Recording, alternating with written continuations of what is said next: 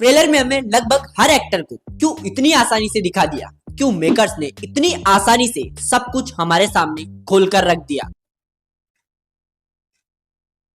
सिर्फ एक को छोड़कर। यह हमें मूवी को देखकर समझ आता है। मेरे अकॉर्डिंग मेकर्स ने रणवीर सिंह, अक्षय कुमार के कैमियो सहित टाइगर श्रॉफ और दीपिका पादुकोण के फैन फॉलोइंग के चलते इनको ट्रेलर में दिखाना उचित समझा होगा। हाँ, वो बात अलग है कि ये सब कुछ ट्रेलर से ना रिवील होता तब थोड़ा ज्यादा मजा आता। अगर आप मूवीज की डेप्थ में घुसते हो तो ट्रेलर को देखने के बाद आपके माइंड में भी ये क्वेश्चन आया होगा कि मेकर्स ने सिम्बा और सूर्यवंशी का सिर्फ कैमियो होने के बाद भी इन्हें ट्रेलर में क्यों दिखा दिया, क्योंकि मूवी को देखने पर आपको ये फील नहीं होगा कि इन दोनों का मूवी में सिर्फ कैमियो है, क्योंकि नॉर्मली कैमियोज में स्क्रीन टाइमिंग थोड़ी कम होती है। जैसे वाईआरएफ के स्पाई यूनिवर्स की मूवी टाइगर 3 में इसी यूनिवर्स से पठान का कैमियो था, बट वो सिर्फ 10 से 15 मिनट का था। लेकिन इस मूवी में सिम्बा और सूर्यवंशी सिंघम का अवनी को बचाने में लगभग मूवी के एंड तक साथ देते हैं। और मूवी को देखते हुए एक वक्त तो ऐसा आता है जब आप सिम्बा को देखकर तालियां बजाओगे। मूवी में सिम्बा का कैरेक्टर, उसकी डायलॉग डिलीवरी मूवी को कॉमेडी जोनरा से कनेक्ट करने में सबसे ज्यादा मदद करती है। और शायद मेकर्स ने इसीलिए इन कैमियोज को ट्रेलर में रिवील कर दिया, क्योंकि ये कैमियोज कम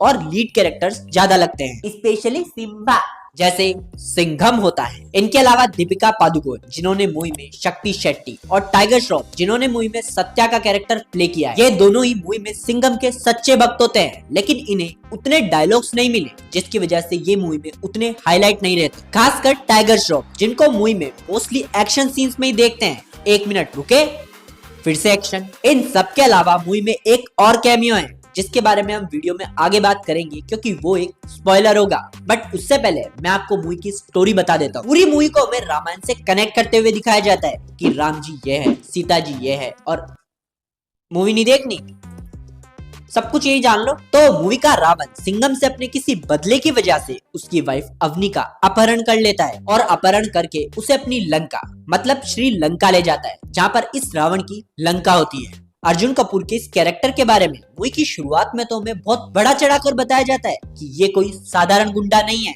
लेकिन मूवी का एंड हमें इसके बिल्डअप के अकॉर्डिंग दमदार नहीं लगता। जब इनको मूवी में हमें पहली बार दिखाया जाता है तो इनकी वो रावण वाली स्माइल अच्छी लगती है, लेकिन वो आगे जाकर इतनी ज्यादा बार हो जाती है, मजा नहीं आया, थोड़ा ओवर लगने लगता है। अवनी को इस रावण से सिर्फ एक अकेला सिंघम नहीं बचा सकता, इसलिए इंडिया के द्वारा थोड़ी सी फोर्स सिम्बा और सूर्यवंशी को भेजा जाता है, जो मूवी में हमें एंड तक दिखाई देता है। और जैसा कि आपको पता है कि श्री राम जी ने माँ सीता को रावण से बचा लिया था, वैसा ही यहाँ होता है। मूवी को पूरी देखने के बाद आपको ये फील होगा कि इसकी लगभग स्टोरी तो हमें इसके ट्रेलर में ही बता दी गई थी, क्योंकि रामायण की स्टोरी तो हमें पहले से पता ही है। लेकिन मूवी की प्रेजेंटेशन, किसका कैमियो होगा, ये सब कुछ ट्रेलर में देखने के बाद मूवी में ऐसा कुछ बाकी नहीं रहा जो नया हो। और स्पॉइलर अलर्ट के साथ बता दूं कि मूवी में एक ही चीज सबसे ज्यादा इंटरेस्टिंग थी, और वो है चुलबुल पांडे का कैमियो। लेकिन ये कैमियो इतनी कम मात्रा में था कि वो आपको खुशी कम और दुख ज्यादा देता है। और अगर एक्टिंग को लेकर बात करें तो पर्सनली मुझे दीपिका दीदी की एक्टिंग में कहीं ना कहीं कमी नजर आई। उनके एक्ट में तो हमें ऐसा कुछ भी नजर नहीं आता, लेकिन जब वो अपना मुंह खोलती है,